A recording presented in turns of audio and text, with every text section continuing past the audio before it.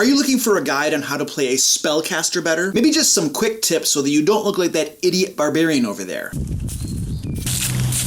Hey, what's that supposed to mean? Well, today we have a very special guest, a level 20 wizard, who's going to share with us the top 12 lessons that he's learned over his career as an adventurer. Yes, indeed. Level 20 by traditional experience points, not this newfangled milestone rubbish.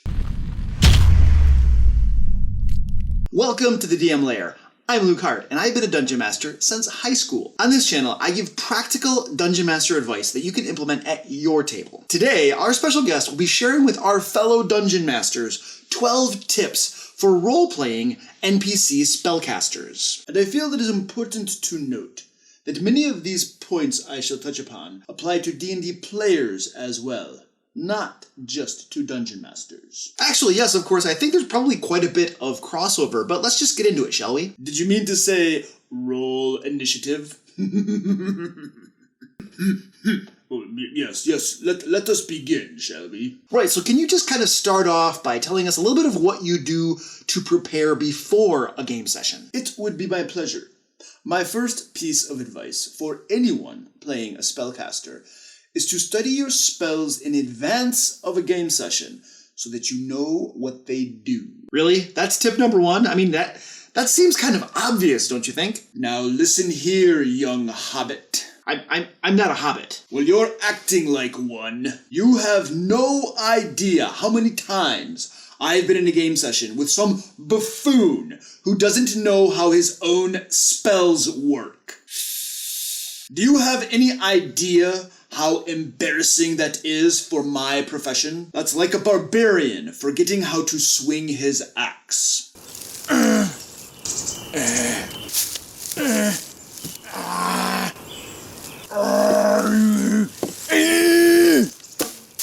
Okay, point taken.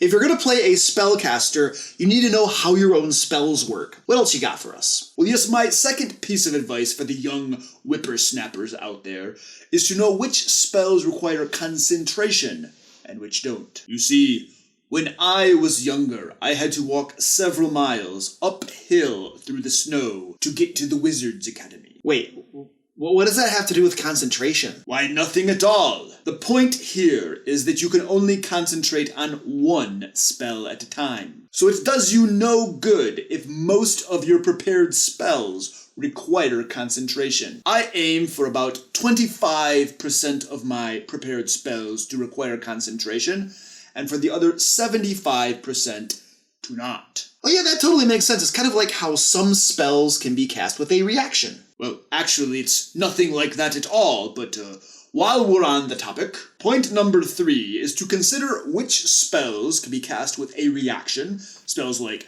Counterspell and Shield, and which spells can be cast with a bonus action, spells like Spiritual Weapon. Doing this helps you take good advantage of action economy in your battles.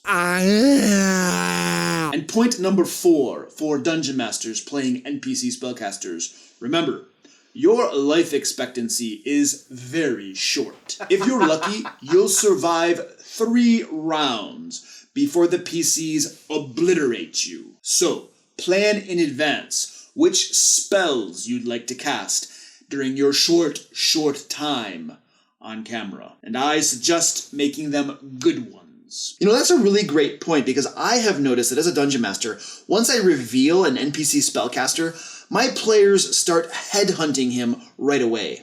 Wizard! Get him! Get the wizard! Wizard!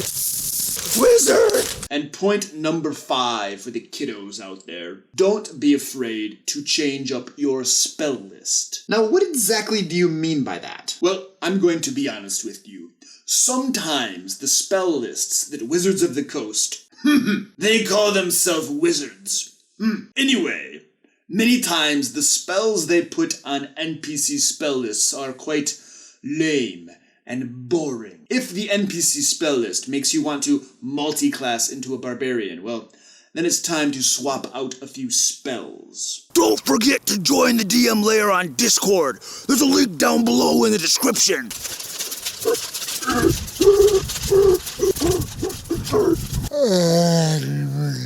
Right, got it. Don't be a barbarian. What else you got?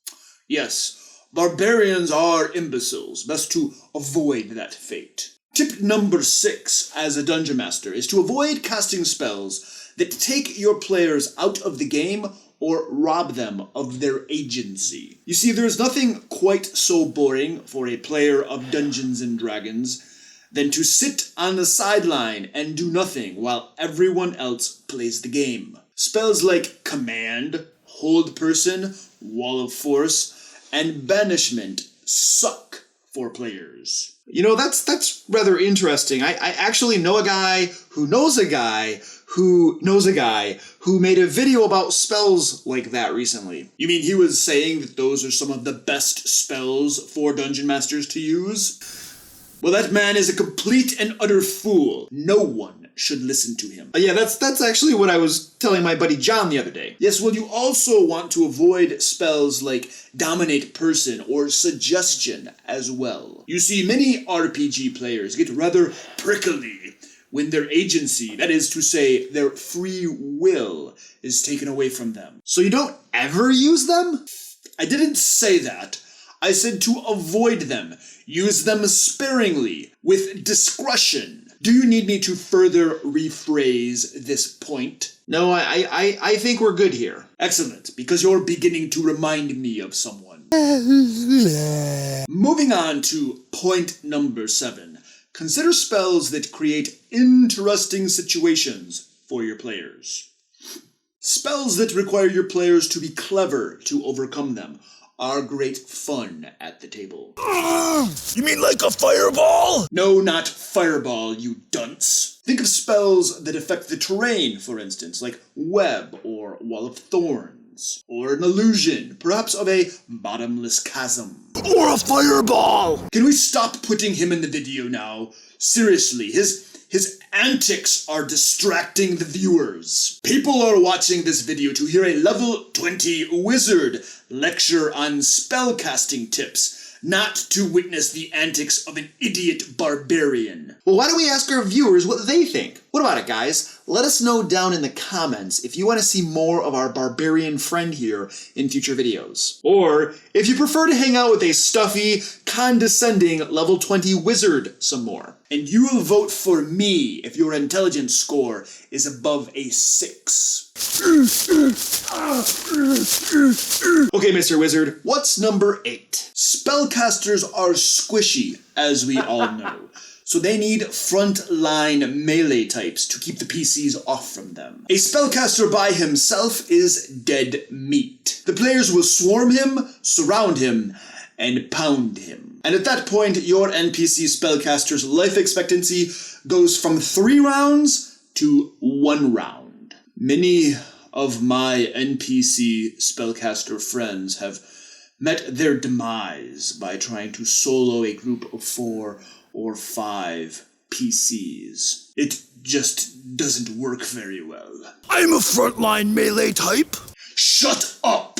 Tip number 9. Have your NPC wizard or sorcerer or whatever buff up in advance. Cast spells like Mirror Image, Mage Armor, and Spirit Guardians before combat begins. Otherwise, you will spend your 3-round life expectancy casting those spells instead of turning the PCs into newts. Yeah, I think that totally makes sense, especially when you consider that an enemy spellcaster probably has an inkling that enemies, the heroes of course, have invaded his tower or wherever he happens to be. I was a newt once.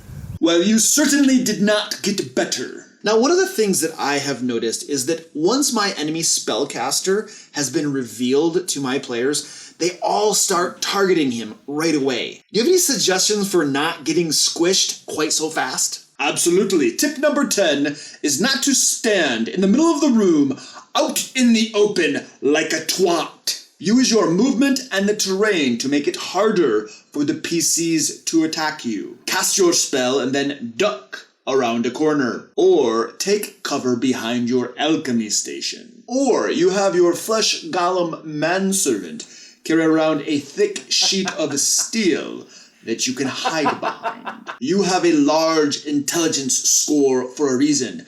Use it. Well, that makes total sense. Now, another question for you. Do you often find that flipping through your spell book during combat takes a lot of time? Well, of course. That's why tip number 11 is not to use this to find your spells. Personally, I use this and a free app called 5th Edition Spellbook for all of my spellcasting needs during combat. Perfect. Now that's a free app available for all users of Androids and iPhones, right? No. Apple sucks. The app is only available for Android users. You do realize you just offended half of the people watching this video. Good. Alright, fine. Let's just get tip number 12 done so that I can go and start answering all of the angry emails that I'm going to be getting.